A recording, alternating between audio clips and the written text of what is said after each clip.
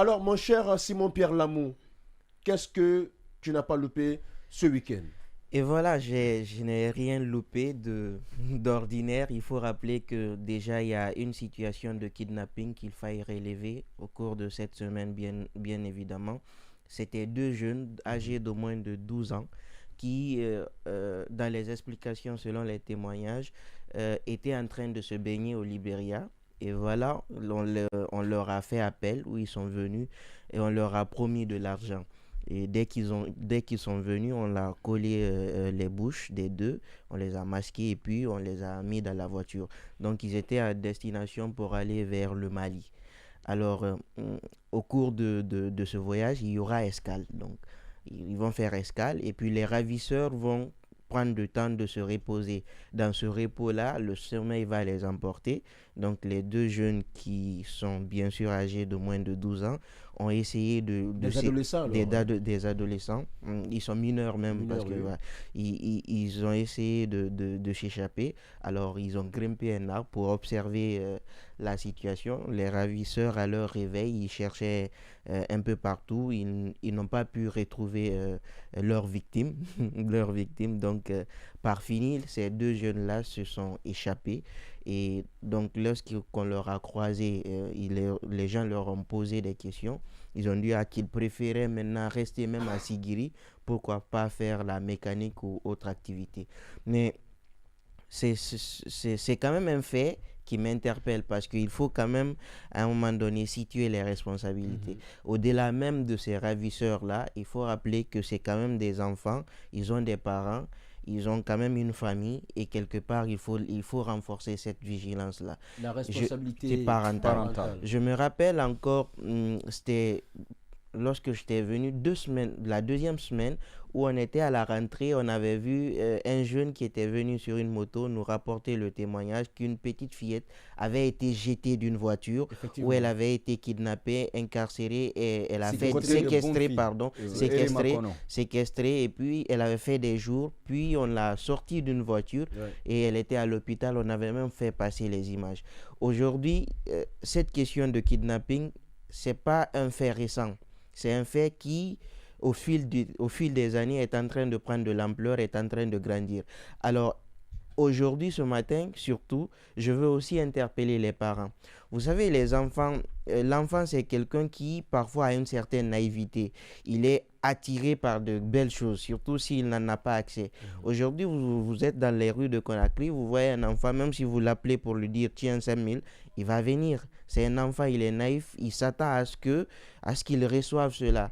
Alors, généralement, il y a une sorte de volonté dissimulée derrière des ravisseurs qui, en tout cas, passent par des manœuvres, par des techniques pour attirer ces enfants-là.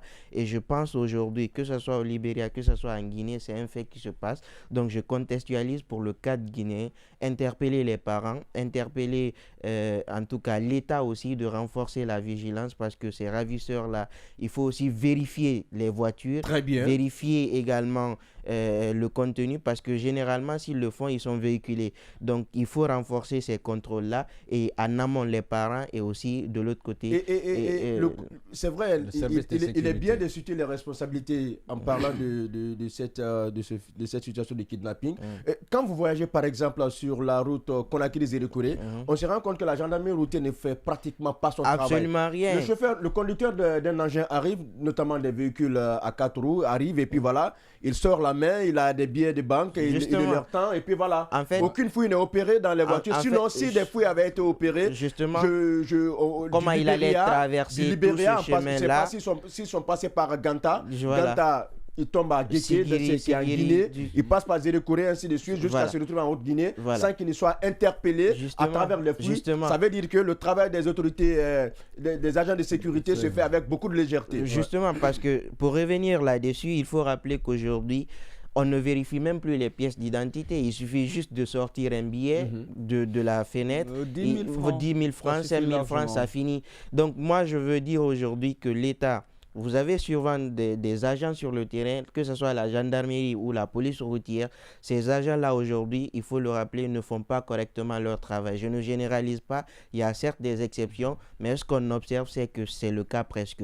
Maintenant, rapidement pour la deuxième loupe, nous partons du côté du Niger. Il faut rappeler que depuis le jeudi, il y avait quand même pas mal de polémiques où on disait que les autorités du Niger sont contre un peu beaucoup d'ambassadeurs. On avait parlé de l'ambassadeur de l'Allemagne, des États-Unis, de la France. Mais par après, cette junte au pouvoir a quand même fait un communiqué où ils ont épargné les autres, c'est-à-dire les États-Unis ou l'Allemagne, où ils se sont intéressés spécifiquement au cas de la France.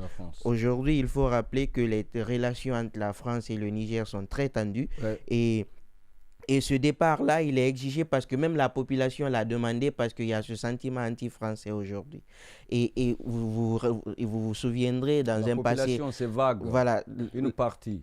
Bon, d'accord. Voilà, je te le concède. Merci. Donc, je disais que cette population-là, cette partie, bien sûr, dans un passé récent, était même allée s'attaquer aux installations de l'ambassade, je ne sais pas si vous vous souvenez, ou après, tout au début de la crise, ou même l'ambassade de France avait fait un communiqué en disant que les autorités nigériennes devraient protéger cette ambassade au regard de la Convention de Vienne.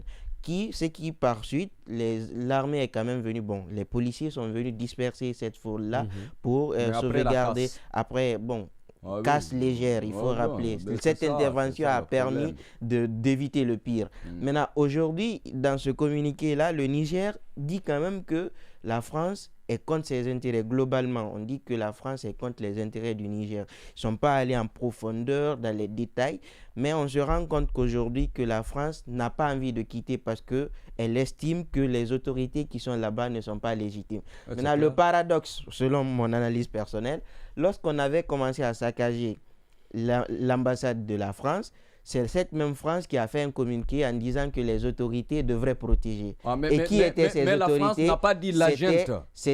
Mais qui étaient les autorités en ce temps? Mais Alpha, qui étaient les autorités en ce temps? On ne va pas en faire un débat. Non, il analyse. Je termine. S'il donne l'information, j'ai donné l'information.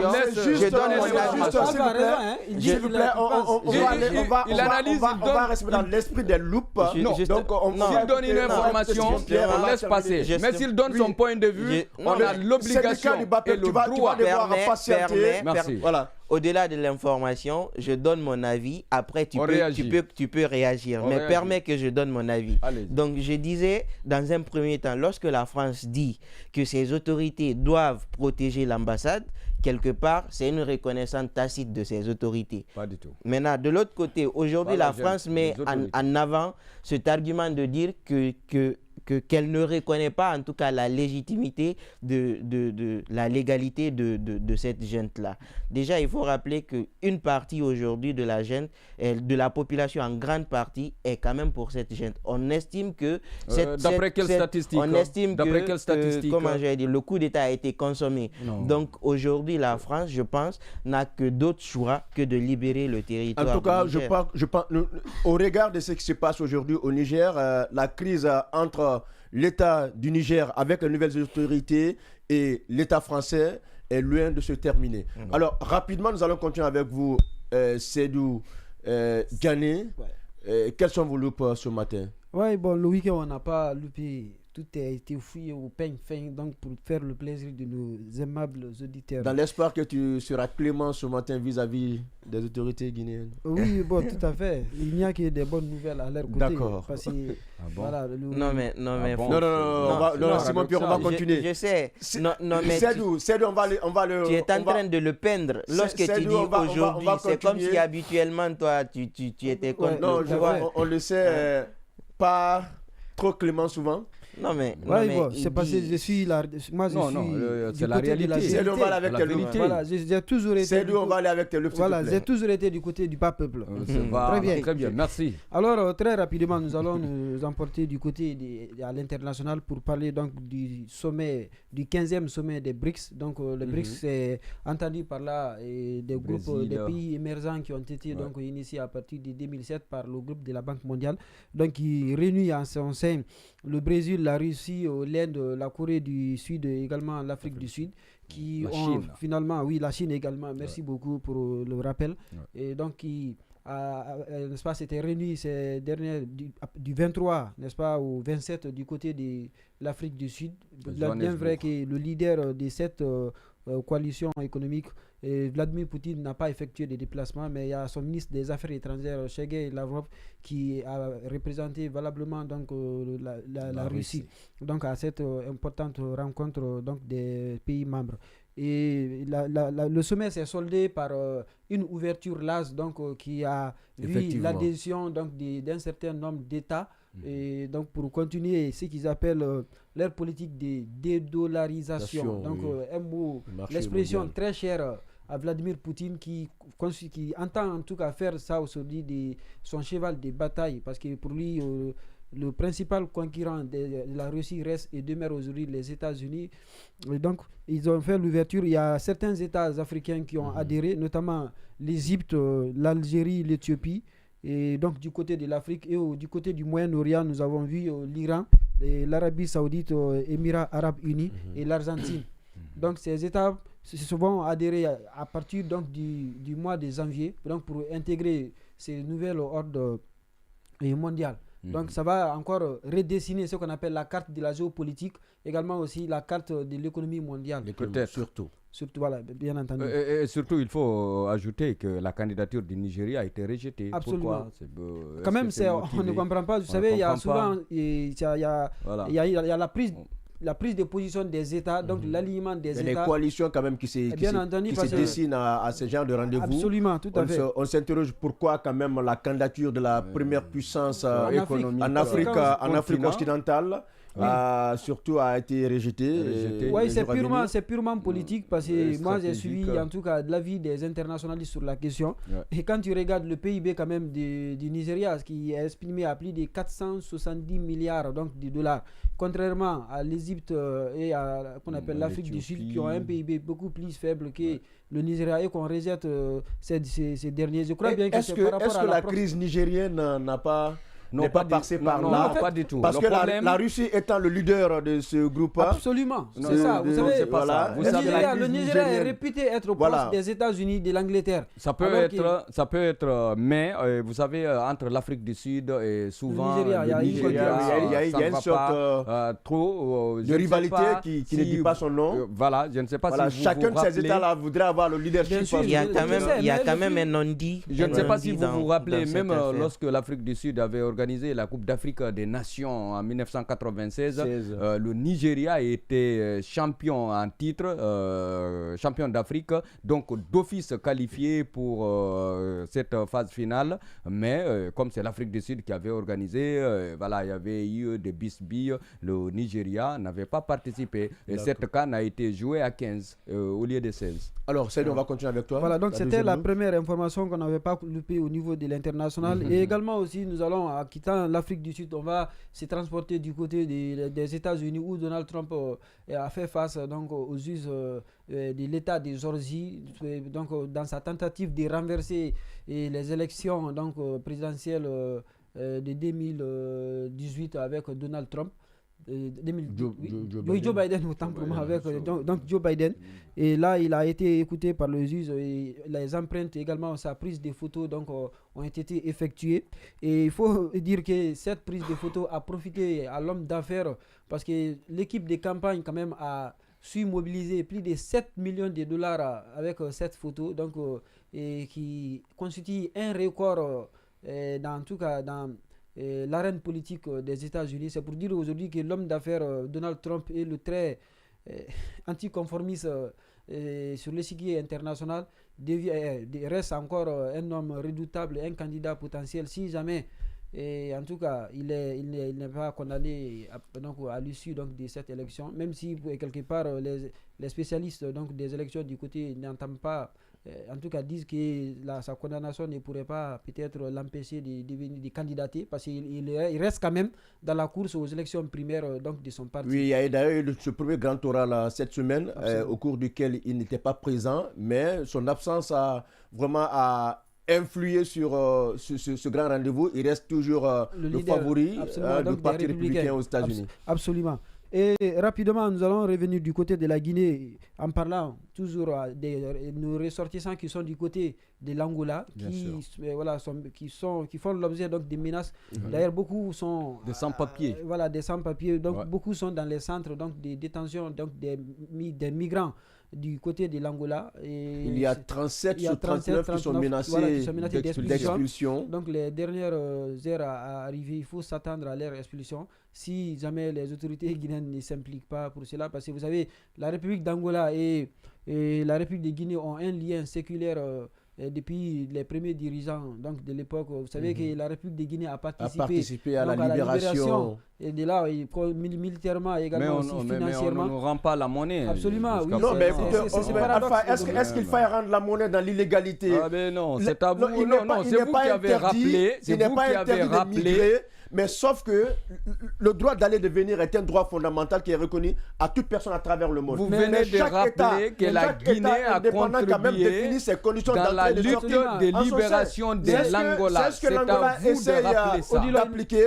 La Guinée également. Non, vous avez rappelé ça. Donc, à boire quoi, Rappelez l'histoire. Donc, dans les conditions normales, si vous vous glorifiez toujours de cela, l'Angola devrait nous rendre la monnaie. Ne pas prendre des citoyens comme ça et les expulser. Je suis d'accord avec Alpha parce que vous savez que il n'est pas facile de verser le sang donc, pour la libération d'un État et qu'en retour vos citoyens pour des questions alors que vous pouvez même régler ça à l'amiable. En fait, cette affaire des cartes de séjour ou bien des conditions d'accès l'Angola devrait accorder une mention spéciale en tout cas aux ressortissants guinéens. L'autre chose que vous devez comprendre à ce moment, ces dernières années quand même, jusqu'avant le CNRD, l'Angola, comme le président angolais était un des grands amis d'Alpha Condé. Oui, est-ce que le fait que le CNRD ait renversé également le professeur Alpha Condé ne serait pas non, c'est l'ancien. Je ne pense pas que ce soit cela. D'accord avec le professeur Alpha Condé. Moi, sur la question, j'estime que il est bien vrai que la Guinée avait rendu service à l'Angola à travers des hommes qui étaient allés à l'affront pour la libération et tout. Mais aujourd'hui, il faut rappeler qu'on est quand même régi par des textes. Bien entendu. Il n'est pas exclu. Regardez la relation. Non, il n'est pas exclu de faire des exceptions. Mais les conditions, il faut avoir la Guinée et le Maroc, ça marche.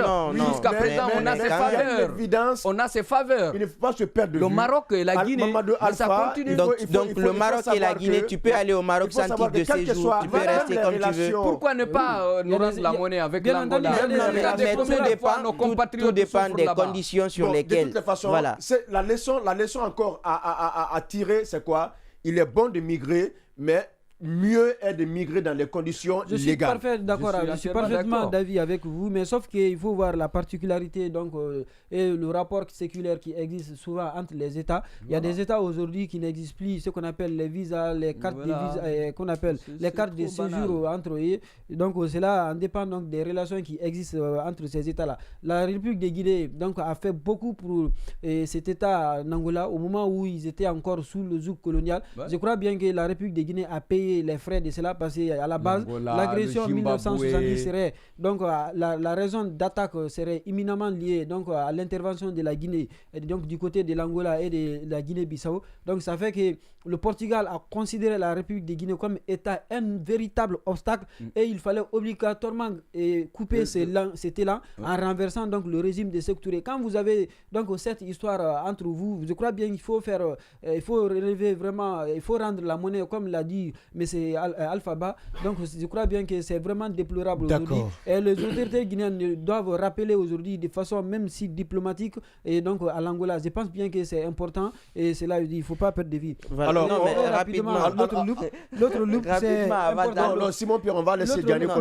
nous sommes largement en retard. C'est aujourd'hui donc Alpha Condé qui appelle de nouveau Elhadji Mamadou Cellou Dalein Diallo parce que donc c'est d'après le site Africa Guinée-Com. Donc Cellou a perdu sa grande sœur donc du côté de Dakar. Et il aurait même envoyé un émissaire, un très proche donc pour participer au funérailles. Donc faire participer aux funérailles et donc adresser les condoléances de l'ancien président Alpha Condé. Donc c'est pour autant dire que l'homme Alpha Condé reste encore très attaché à son Mais ce n'est pas une première fois. Oui, bien entendu.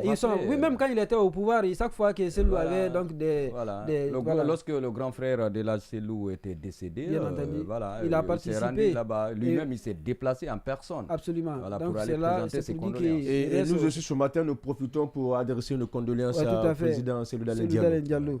Et l'autre actualité qu'on n'a pas loupée, c'est le processus donc d'orientation donc dans les universités qui a été lancé pendant ce week-end avec la ministre donc, de l'Éducation, avec la détermination de plusieurs critères quand même qui restent très fondamentaux et essentiels, dont il faut qu'on appelle procéder par le système initié depuis 2012 qu'on appelle le GUIPOL, donc à travers lequel les étudiants, des futurs bacheliers vont s'orienter dans des universités publiques et privées. Et la ministre n'a pas manqué de rappeler l'intérêt que le département attache et met en garde tous les bacheliers qui tenteraient de passer par qui que ce soit, donc pour essayer donc de contourner les règles d'installation dans les universités. Vous savez que c'est important de rappeler cela aujourd'hui.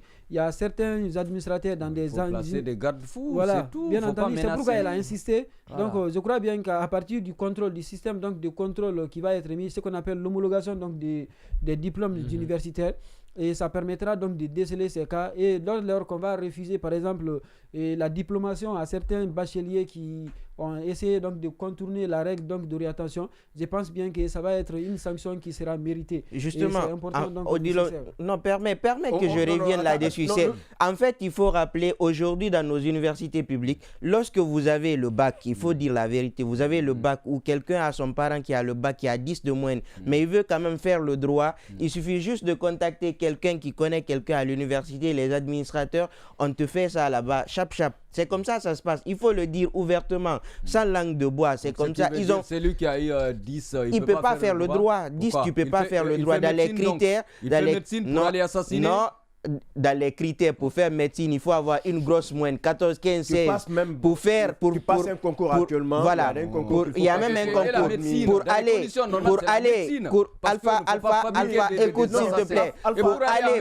Pour faire le droit aujourd'hui, il faut avoir. Pour faire la médecine, il faut avoir 15, 16 de moyenne et faire un concours également. Justement. Un médecin mal formé. Être admis à la faculté de médecine. Oui.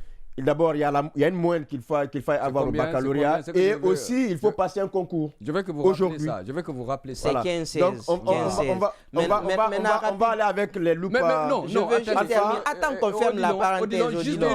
Juste une minute. Et ceux qui ont eu 10, on les envoie où? Alpha. En tout cas, pas pour l'éducation encore. Non. Ça aussi, il faut poser la question à la ministre. Non, il faut mettre en garde la ministre.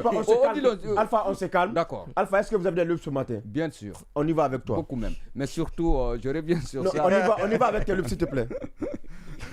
Faut pas envoyer ceux qui ont eu 10 quand même. Donc, ou bien les Alpha, on y va avec tes loupes. Merci, d'accord. Revenons toujours en Guinée. Oui. Certainement, vous avez suivi ce qui s'est passé hier du côté de Matam, plus précisément dans le quartier Carrière Centre. Au petit matin, il y a eu une altercation entre des gendarmes et des jeunes. Le bilan fait un mort. Un certain Mohamed Lamine Bangoura, si j'ai bonne souvenance, qui a trouvé la mort. Et comment? Il y a eu une altercation entre deux jeunes qui a fait un jeune a fait intervenir la gendarmerie. La gendarmerie, une fois arrivé sur le terrain, a commencé à lancer des gaz lacrymogènes. Ce jeune, la victime, était couchée chez lui. Sous l'effet des bombes, voire même des gaz lacrymogènes qui a asphyxié. Des gaz ou des bombes? C'est des bombes lacrymogènes parce que ça fait des victimes. Ça fait une victime. Le monsieur, accordons-nous sur les gaz. Le jeune, un jeune âgé de 17 ans, il était dans sa cour, dans sa maison, en train de dormir. C'est là-bas que le gaz a asphyxié le monsieur, ce jeune, et il est mort par asphyxie. Paix à son âme, mais il faut dire une chose à nos forces de sécurité, il faut surtout la police, la gendarmerie, ne faut pas toujours privilégier la répression. Il faut aller C'est nous, peuple. Si vous voyez aujourd'hui que vous portez la tenue, c'est parce que nous, peuple, on paye nos contribuables, on paye nos taxes. Si vous êtes bien habillés, si vous avez des armes, si vous avez des gaz, c'est nos contributions, c'est nos taxes. Quand vous venez dans un quartier, il faut sensibiliser. C'est des jeunes. Aujourd'hui, si la sensibilisation ne marche pas, il faut aller maintenant faire intervenir d'autres personnes. Je suis dans le même sens venir sur le terrain et mettre devant la répression. Regardez ce qui s'est passé. Maintenant, à qui il faut justement, je veux t'aider. Aujourd'hui, la famille de ce défunt-là a la possibilité d'engager la responsabilité de l'État. Et l'État qui, à son tour, pourrait faire une action récursoire contre l'agent qui a interjeté ce gaz lacrymogène. Donc, il ne faut pas tout le temps se lamenter. À une étude balistique il faut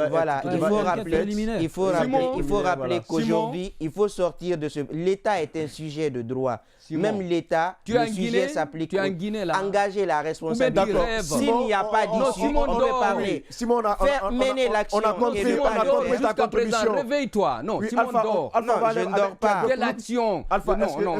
Non, il m'énerve ce matin. Il y a eu combien de morts? Plus de 200 morts. Les AVC, les accidents. Non, il y a eu plus de 200 morts depuis 2010. Il faut aller. On a condamné combien de personnes? Alpha, en attendant, la justice va continuer à faire son travail. Il y a des jurisprudences rendues à la matière. Il faut ententer l'action. S'il n'y a pas issue, on peut comprendre, mais il faut quand même entamer. Merci. Donc il faut dire à Simon, je crois qu'il est toujours du côté de Zimbabwe. Allons d'ailleurs du côté de Zimbabwe pour dire que l'élection présidentielle qui s'est tenue le mercredi et le jeudi. Les résultats sont tombés samedi. C'est le président sortant, Emerson Mnangagwa, qui a été réélu avec un suffrage de 52%. Son opposant principal, je ne sais pas, Samiza, j'ai oublié son nom là, voilà. Chiza. Voilà, j'ai oublié, bon, on va revenir sur ça. C'est parti d'abord. C'est Nelson Samiza. Merci, c'est lui, Nelson Samiza. C'est lui qui m'énerve comme ça jusqu'à présent. Nelson Samiza a obtenu 44%. Et c'est une élection qui est contestée par l'opposition. Pourquoi? Parce que l'élection présidentielle devrait se tenir le mercredi. Mais vu les dysfonctionnements, les bureaux de vote ont été rouverts pour une deuxième fois le jeudi encore. Donc, il y a eu élection. Là, on connaît les résultats. Mais du côté du Gabon, là, on ne connaît pas d'abord les résultats. Là aussi, vous n'êtes pas sans savoir que Ali Bongo Ondimba était candidat à sa propre succession pour un 3e mandat. Oui, mais il faut rappeler que la constitution gabonaise, aujourd'hui, je crois, sauf erreur de ma part, en vertu de son article 9, dit que le président est élu pour un mandat de 7 ans. Voilà, et il est rééligible, point. C'est ça. Autant de fois c'est un boulevard. C'est un boulevard. Non, vu qu'il s'est présenté pour un 3e mandat, quelqu'un qui est mourant. Voilà, beaucoup s'interrogeaient sur son état de santé. Mais il est bien important. La fonction présidentielle. Non, il est mourant. Mais tout le monde est mourant. Mais non, quand vous le voyez, vous allez avoir pitié de lui-même et du peuple. Non, lui, il ne demande la pitié de personne. Moi, j'ai vu quelqu'un de très bien portant, serein, qui était lucide à travers son discours. Qui parle bien, qui marche très bien. Merci. Oui, qui parlait très bien, qui s'exprimait très bien. Diané, vous avez des pros en Dieu? Non, Diané, Diané a des pros en Dieu? Non, Diané. Moi, on connaît la situation dans laquelle Ali Bongo s'est trouvé. Quand même, sortir d'un AVC, ce n'est pas donné à n'importe qui. Non, il n'est pas sorti d'abord. Portez vos lunettes très bien pour bien le voir. Certainement, vous aussi. Voilà. Et il faut rappeler que comment dirais-je, l'État gabonais, depuis le scrutin, a imposé un couvre-feu, l'Internet a été coupé. On se demande pourquoi. Voilà, il n'y a pas eu de journalistes des médias étrangers qui ont eu l'accréditation d'aller couvrir l'élection. Oui, mais ça, moi, je ne trouve pas cela un véritable problème. Non, si vous voulez la transparence, il y a ça, mais il y a des observateurs locaux. Mais ça ne suffit pas si vous voulez la capacité d'observer des élections. Est-ce que quand il y a des élections, par exemple en Allemagne, aux États-Unis, bien sûr, en France, est-ce que forcément la France demande à ce qu'il y ait des observateurs africains, par exemple? Non. Donc, mais il y a des journalistes, si tu as le billet, non, si tu as les moyens, tu peux aller couvrir. Tu peux aller couvrir. Le cas des médias, par exemple. Si vous prenez la transparence, pourquoi cacher quelque chose? Pourquoi couper l'Internet? Pourquoi imposer ne pas accepter d'observateurs étrangers, c'est synonyme de fraude qu'on sera en train de camoufler? Non, pas du tout. Je ne suis pas sur ce point. Pourquoi couper l'Internet? Alpha Barry, comme vous le connaissez, cher Ba, comme vous le connaissez, cher... Lui aussi n'a qu'à porter les lunettes. Les lunettes pour connaître ton nom ou pour voir ton nom? Non, pour voir la réalité des choses. Pour aider le bas peuple.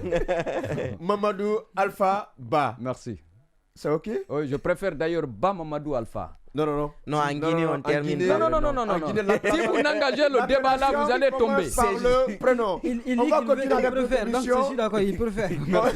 La loi dit on termine. Non, regarde sur ta carte d'identité nationale, c'est le nom après le prénom. Sur ton passeport, c'est le nom après le prénom. Le jour de ta naissance, on savait que tu étais l'amour.